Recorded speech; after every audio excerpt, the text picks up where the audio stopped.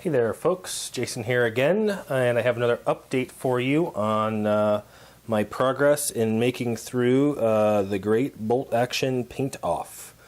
If you remember from last time, and I apologize if my voice sounds a little hoarse, I'm working my way through a bit of a cold right now.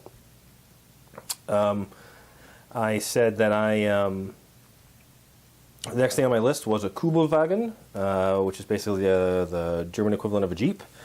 And after that, next up would be a piece of light artillery and then a 120mm mortar. So first off, I'm going to show you, I managed to complete all of those, which I'm pretty pleased about. So let's first take a look at this. So this is the Kubelwagen. It's a resin kit. It went together pretty easily, although trying to cram everything in the cabin there was a bit of a challenge. Just clean the resin up. Went together well. It came with two different options. You could have put the roof on it, or you could have left it open top, and then you have the option to mount this medium machine gun. I went with the latter option just to have, so I guess it'd be easier to model this and use it as either just a car or a transport, or have the machine gun option for some point in the future. So for this one, I used the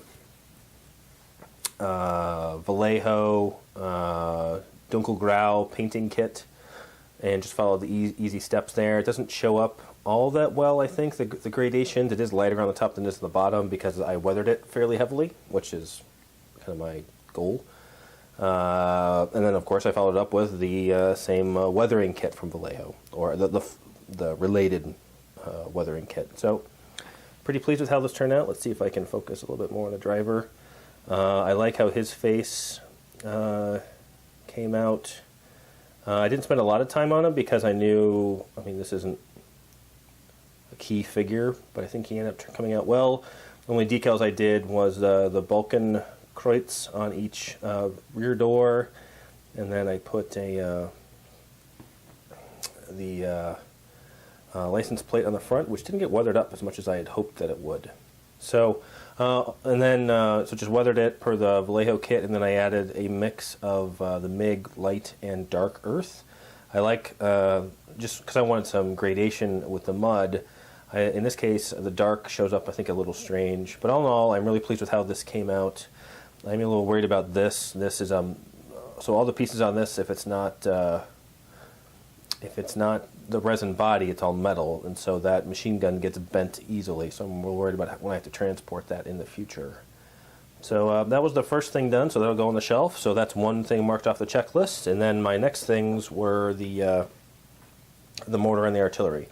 So the first piece, and I finished both of these up this afternoon, so this is the light artillery piece. And so I had the option, and I was trying to decide whether I wanted to do the piece by itself on a smaller base and then have each of the crew, so it comes with 3 crew, separately to remove casualties easier, because I don't like dice sitting next to models to show casualties. And I ended up splitting the difference. I did different on both. This one I wanted a little bit more of a diorama because I like how the figures set into the model so much. Don't set into the model, but how they're interactive with the gun, I guess. So this comes with, obviously, the gun itself, which is a lot smaller than the Pak 40 I did before. You've got one guy bringing up a crate full of ammunition, one guy spotting, and it looks like the guy in the rear is almost telling him to get ready to fire. So it reminds me a lot of the Pak 40, where the crew's interactive and you can tell they're part of a team. It was a little different with the mortar, and I'll show you why. One of the reasons why I did it a little bit differently this time. But I'm pleased with how this came out. I kind of used a similar paint scheme to the car with the grays, and then I have lighter colors on the top than on the bottom. But I rushed this one a little bit more because it's a very small piece of artillery. In terms of not getting out the airbrush for this one, I just did it with a brush. But I think it came out. I think it came out well, especially for a small artillery piece. It's not that big on the board, so there's not as much to see there. So I'm pleased with how that came out, and then just use clump foliage like I have on the rest of my individual troopers to kind of tie everything in well. So I think that one came out pretty well. And then lastly, I had to do the 120mm mortar. So this is the heavy mortar for the German Heer force. And as you can see here, it's different. I did the mortars separately, and then the crew on individual bases. So let's see if we can get everybody in the frame here. So this came, instead of 3 figures, it came with 4 because it has the option for a spotter. This one was just a smaller piece, and the crew I didn't think was quite as tied as easily together, and I did want the option because you can take this without a spotter. Oops.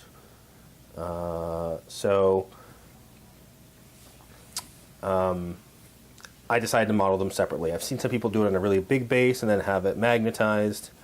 On this one, I decided not to do that. And then a couple of these guys, you just got the one guy here. Let me zoom in for a little closer. I didn't spend a tremendous amount of time on these figures. I just want, because they're crew, so I wasn't too worried about it. But I think the uniforms came out well. I'm going to go back at some other point in the future probably and do the maybe some decals on the helmets. I finally did get those. This guy's just carrying a mortar shell. This guy is the spotter, and you can see I did a paint scheme similar for the camouflage that I did on my veteran Panzergrenadiers that was on the last video. So these guys can be deployed up to 6 inches away from the mortar itself. And then just did the same thing. This one has clump foliage as well as static grass clumps. So you can see there, she's got a rifle. And then this guy is just carrying a crate of shells up. And I like the face on this guy a lot. It's pretty, I mean, the heads are all interchangeable, but I just followed the box suggestions for this guy. And then you've got his kit on the back, and he's carrying up the box. So I think that looks good. And then the last guy, I think he's on the radio. He's got a map book probably, or a coordinate book or something for the mortar. Probably receiving orders somehow. And he's got the same kind of camouflage. He's got a smock on. So I give him the same camouflage as the spotter. And you can, there's a good shot of the basing that I do. So let me zoom out here. This is what I did for this go around. And let's move this over here a little bit more and maybe focus some. So that's what I got done for this week. Now I have to go on to the next thing on my list. If you have everything I'm going to try to do for this challenge is in the liner notes for these videos. This is going to be too much of a zoom, I think. Next thing I've got going on is the Opel Blitz.